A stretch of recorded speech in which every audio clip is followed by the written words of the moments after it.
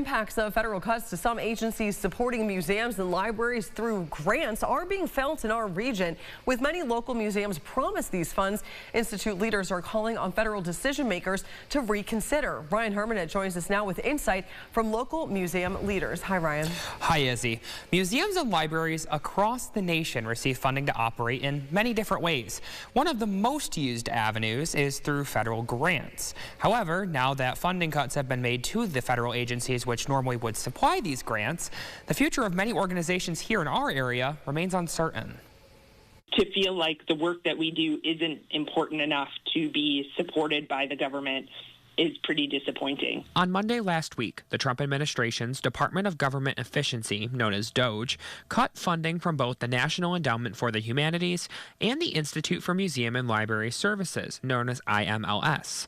Both of these agencies provide grants to museums and libraries across the nation, including the Livingston County Historical Society and Museum.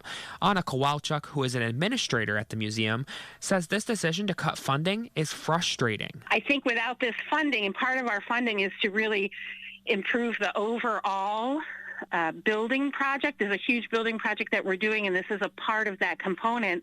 And we're really also understanding that we're part of tourism in the region. So, I think it's going to have an impact also in economic dollars in the future. This is just one example of how a museum or library may use funds from IMLS grants.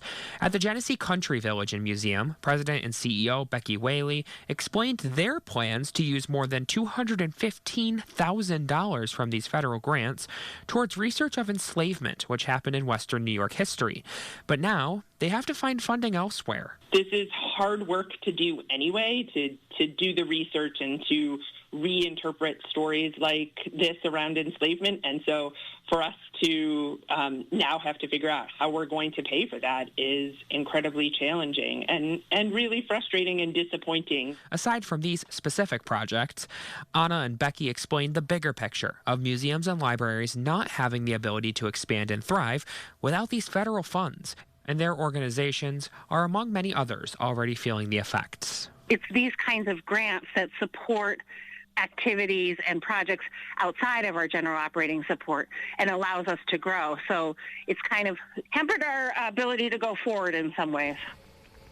Now, some other nearby organizations who have received funding from IMLS in the past and may be impacted by these cuts include the Rochester Museum and Science Center and the George Eastman Museum. Reporting in studio, Ryan Hermanet, News 8.